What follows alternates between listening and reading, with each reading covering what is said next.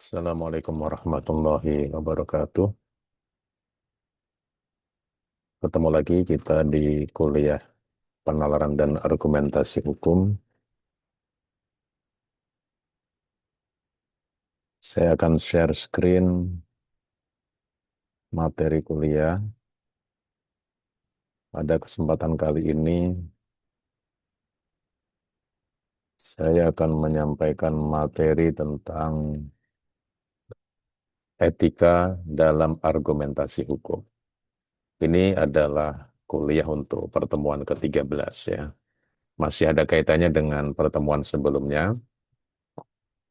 Nah, namun kali ini saya akan fokus pada hal yang berkaitan dengan etika. Sebagai pengantar dalam kuliah ini,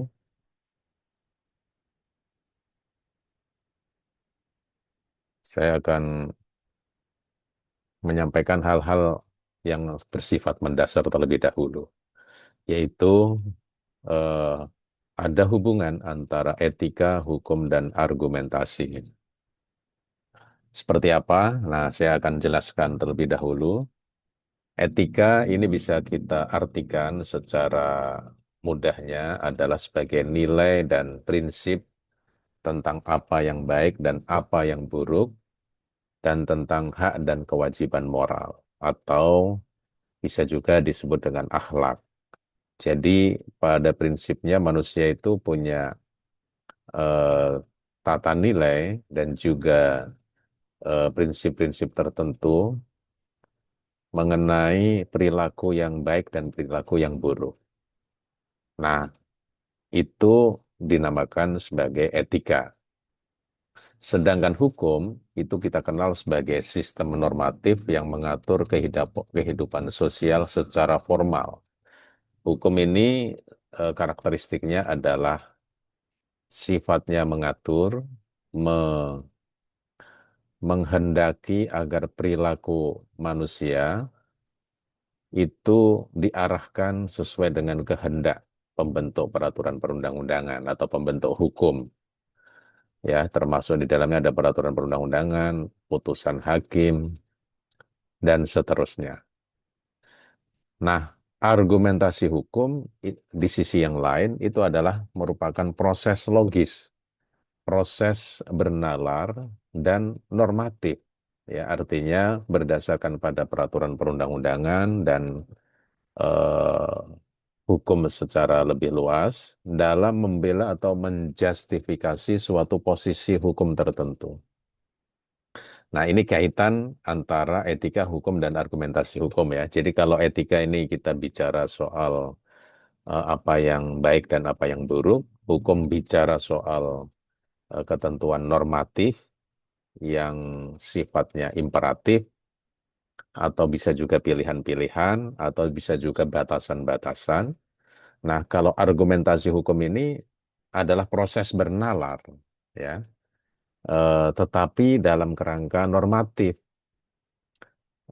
Yang tujuannya adalah untuk membela atau menjustifikasi suatu posisi hukum tertentu. Nah, biasanya ketika kita menghubungkan tiga hal ini antara etika, hukum, dan argumentasi hukum, maka muncul masalah.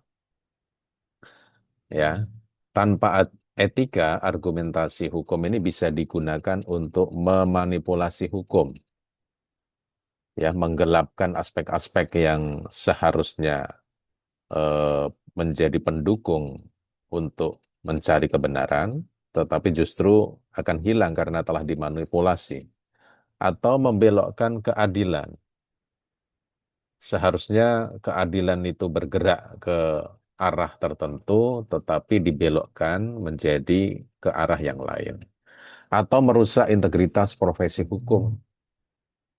Jelas misalnya suatu profesi hukum menghendaki perilaku tertentu yang diatur di dalam kode etik profesi misalnya ya, tetapi dirusak integritasnya. Nah, ini adalah hal yang muncul ya. Jadi artinya ketika profesi hukum itu dijalankan tanpa etika, maka argumentasi itu argumentasi hukum ya dalam hal ini itu bisa merusak seluruh seluruh tatanan sistem hukum yang ada. Oke, saya lanjutkan ke konsep dasar etika dalam argumentasi hukum. Nah, apa sih etika itu? Tentu ini kalau dalam filsafat dan juga filsafat hukum perdebatannya sangat panjang. Tapi saya ambil mudahnya saja ya. Jadi kira-kira etika ini bisa kita beri pengertian sebagai filsafat moral yang mempelajari tindakan yang benar dan tindakan yang salah. Itu. Jadi dalam profesi hukum, etika ini menjadi kompas moral, menjadi eh, apa GPS moral begitu ya kalau sekarang yang mengarahkan, yang mau yang menuntun eh, profesi hukum dalam menggunakan logika dan hukum. Jadi kompas moralnya seorang profesi hukum itu adalah etika. Nah, mengapa etika ini dibutuhkan dalam argumentasi hukum? Karena untuk menjaga objektivitas dan integritas argumentasi. Eh, Argumentasi itu harus objektif, harus berintegritas supaya tidak jatuh menjadi argumentasi yang kemudian melanggar nilai-nilai etis bagi pengemban profesi hukum. Lalu yang kedua ya untuk mencegah penyalahgunaan retorika hukum. Kalau sekedar retorika hukum, keterampilan untuk bersilat lidah, begitu ya, atau keterampilan untuk membangun argumen saja, tetapi tanpa dilandasi etika, maka ya tentunya eh, hukum akan disalahgunakan. Yang ketiga, menegakkan due process of law dan keadilan substantif. Due process of law ini kalau kita terjemahkan secara harfiah artinya ya proses hukum yang layak dan adil. Jadi sebuah proses hukum dalam berbagai bidang itu harus ditegakkan secara proper, secara layak, secara adil. Nah, itulah due process of law. Nah, tanpa etika, maka proses penegakan hukum itu bisa jatuh hanya sekedar aspek formalitasnya saja, ya, tapi tidak bisa menjangkau keadilan substantif yang akan eh, ditemukan dalam sebuah proses yang mengabaikan eh, due process of law. Lalu yang ketiga adalah ada semacam persaingan antara etika versus legalitas. Jadi tidak semua hal yang legal itu serta-merta menjadi hal yang etis. Itu dua hal yang berbeda kadang-kadang di dalam dunia hukum. Nah tentunya kita ya di dalam mata kuliah penalaran dan argumentasi hukum ini saya ingin mendorong kepada mahasiswa semuanya bahwa eh, para pengemban profesi hukum tidak boleh hanya terpaku pada aspek legalitasnya saja, melainkan juga harus mempertimbangkan dan mengikuti secara konsisten nilai-nilai yang ada di dalam etika. Nah, contoh dari tidak semua yang legal itu pasti etis, ya, di antaranya adalah misalnya kalau ada advokat membela mafia narkoba secara legal. Legal misalnya ya, mulai dari proses di dalam atau membela klien di dalam eh, penyelidikan, penyidikan, kemudian persidangan di peradilan misalnya, semuanya legal barangkali, namun kalau ternyata menyembunyikan fakta-fakta yang penting, ya itu artinya tidak etis. Jadi advokat yang seperti ini walaupun apa yang dilakukan itu legal tapi tidak etis. Oke. Berikutnya saya ingin menyampaikan nilai-nilai etika profesi dalam argumentasi hukum. Nah, nilai-nilai etika eh, ini salah satu atau sebagian kecil dari berbagai macam nilai etika ya. Saya hanya sebutkan 4 saja yang paling pokok, tetapi sesungguhnya ada banyak hal yang lain. Ini sekedar contoh saja. Nilai etika kejujuran misalnya. Nah, implikasi terhadap argumentasi hukum itu apa dengan adanya nilai etika berupa kejujuran? Yaitu pengemban profesi hukum tidak boleh menyembunyikan bukti atau memutarbalikkan fakta. Gitu ya. Jadi bukti-bukti atau eh, hal yang dapat mengarah kepada kesimpulan tertentu tidak boleh disembunyikan, tidak boleh dimanipulasi, tidak boleh disalahgunakan. Nah, contohnya misalnya seorang jaksa menemukan bukti CCTV yang menunjukkan terdakwa tidak berada di tempat kejadian perkara atau TKP, locus delicti. Nah, meskipun bukti ini bisa melemahkan tuntutannya, tetapi jaksa tetap menyertakan dalam berkas perkara sebagai sebuah fakta hukum. Nah, ini adalah contoh jaksa yang menegakkan nilai etika berupa kejujuran. Karena apa? Karena dia tidak menyembunyikan bukti. Jadi, jaksa tidak boleh hanya menangani perkara itu bersemangatkan untuk mencari kemenangan. Tidak seperti itu. Lalu yang kedua ada nilai etika yang berupa integritas. Nah, implikasi terhadap argumentasi hukum dari nilai etika yang berupa integritas itu adalah konsistensi antara nilai hukum dan praktik argumentatif atau praktik argumentasi hukum. Nah, contohnya misalnya, ada seorang advokat membela korban pelanggaran HAM dan tetap berpegang pada prinsip-prinsip konstitusional dan hak asasi manusia, meskipun tekanan publik mendesaknya untuk mengambil pendekatan yang populis dan inkonsisten dengan nilai hukum. Nggak mau advokat ini maunya tetap berpegang teguh pada prinsip-prinsip yang ada di dalam Undang-Undang Dasar 1945 dan juga hak asasi manusia, walaupun tekanan publik itu terus menerus mendesaknya untuk mengambil pendekatan yang lebih populer. Tetapi tentunya ini bertentangan dengan nilai-nilai hukum. Nah, kalau itu dilakukan oleh advokat, ya, dia mengabaikan tekanan-tekanan publik, sementara yang dia yakini, yang dia pegang adalah prinsip-prinsip konstitusional dan HAM, itulah contoh advokat yang menegakkan nilai etika berupa integritas. Yang ketiga adalah nilai etika berupa objektivitas. Nah, implikasi terhadap argumentasi hukum dari nilai etika yang berupa objektivitas ini adalah menghindari konflik kepentingan. Ya, ada benturan kepentingan dihindari. Ya, supaya apa? Supaya tidak bias, supaya tidak berkecenderungan untuk memihak kepada salah satu pihak karena sudah dipengaruhi oleh berbagai macam hal.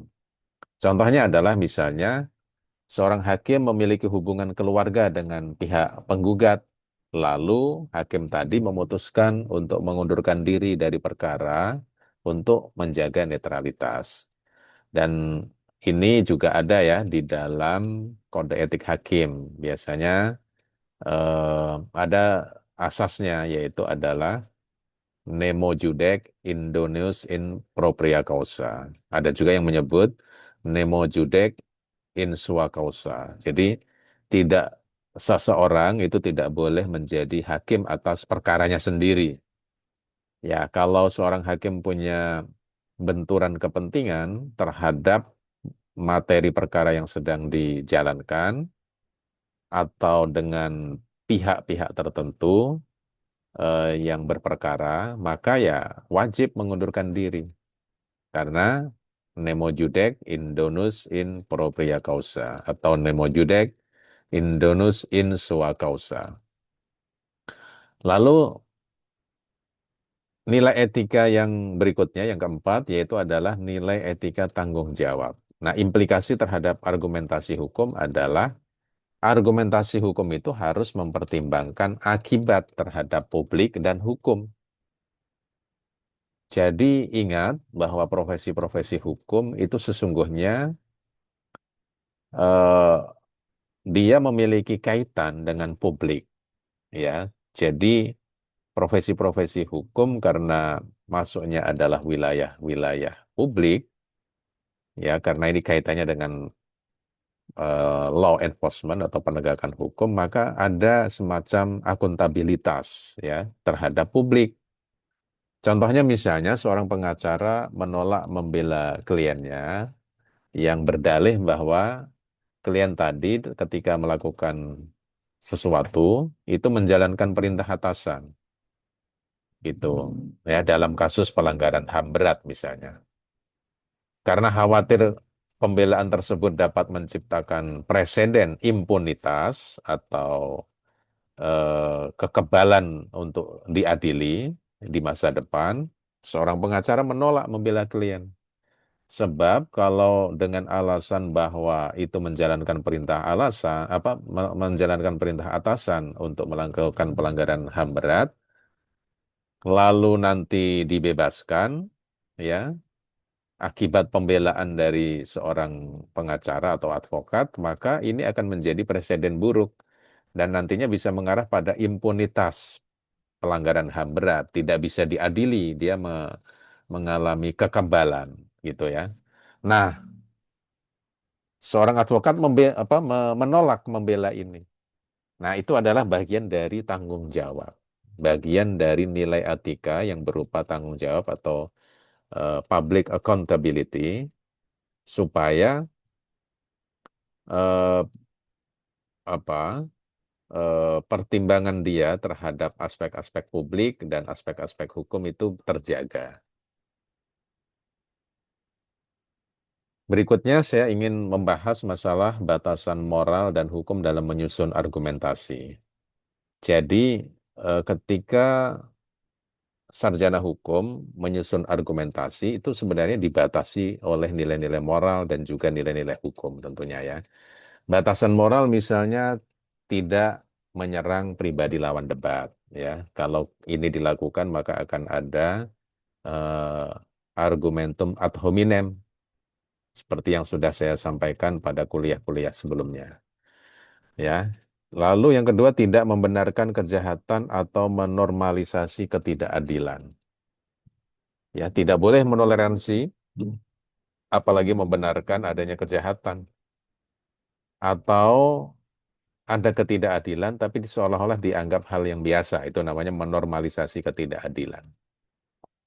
Yang ketiga, tidak memanipulasi fakta demi membela klien. Nah, eh, ada kalanya ketika seorang advokat ini gelap mata, maka dalam membela klien dia bertindak habis-habisan dalam pengertian yang negatif, tetapi dengan cara memanipulasi fakta.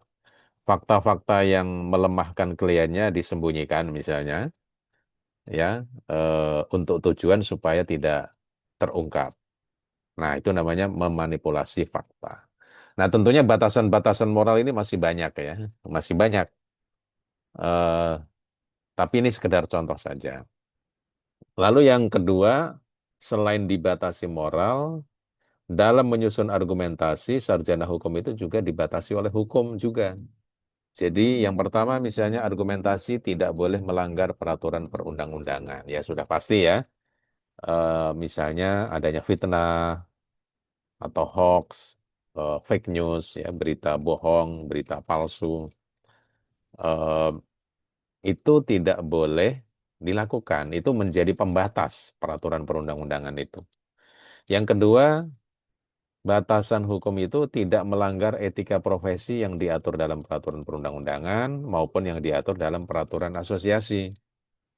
Ya, biasanya setiap profesi itu memiliki kode etik.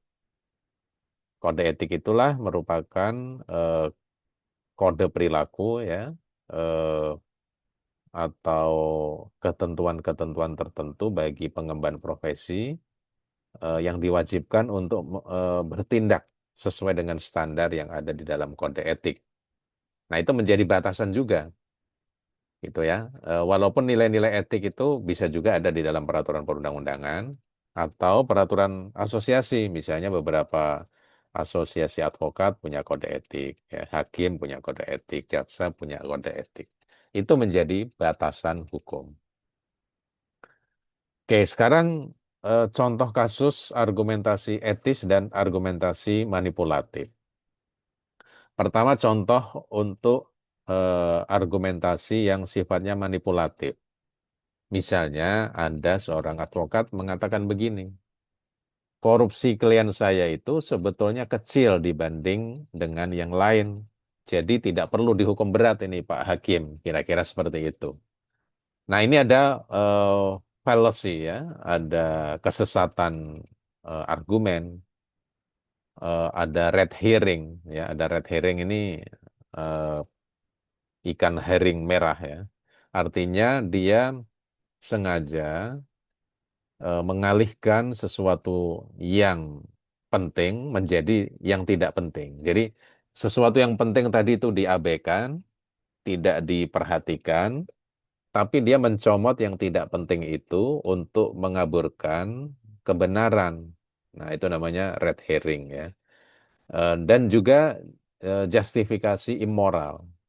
Ada justifikasi tapi sifatnya melanggar ketentuan-ketentuan moral, bertentangan dengan hati nurani, ya.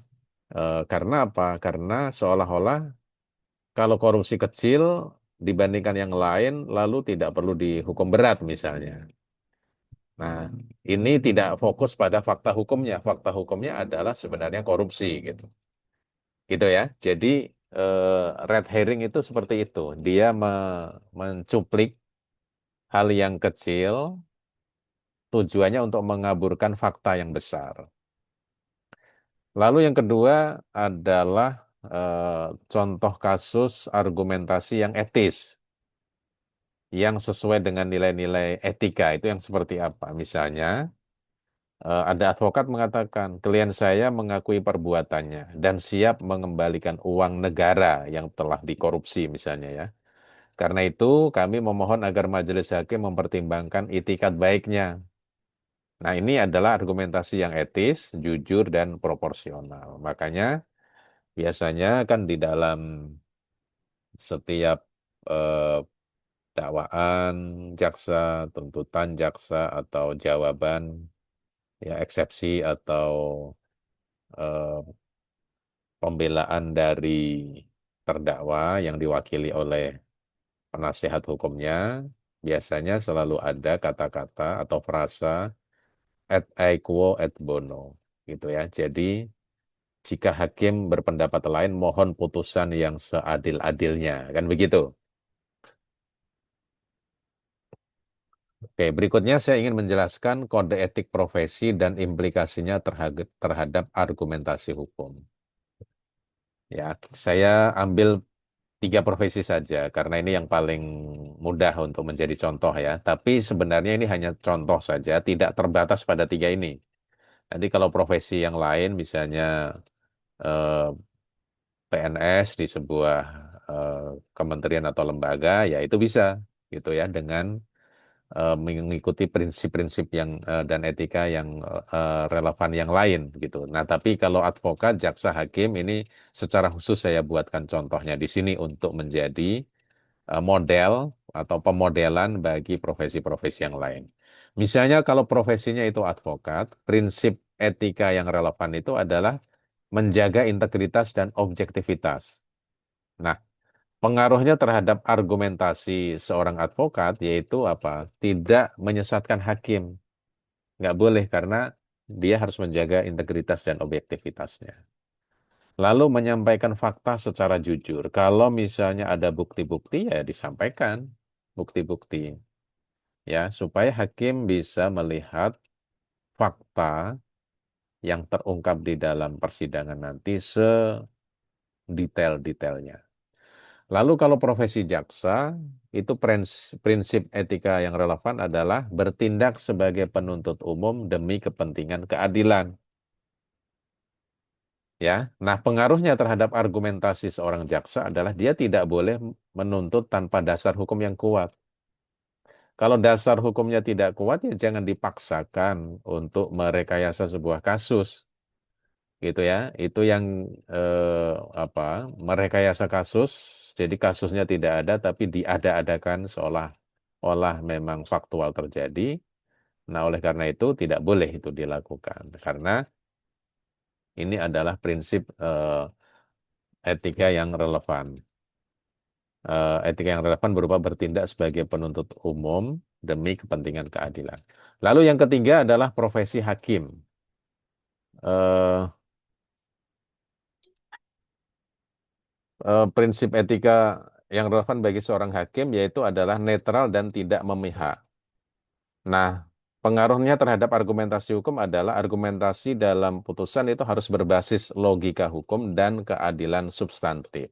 Itu ya bagi seorang hakim. Baik, demikian saya kira kuliah pada kesempatan kali ini. Terima kasih. Saya tutup. Wallahul muwaffiq ila aqwamit thoriq. Wassalamualaikum warahmatullahi wabarakatuh.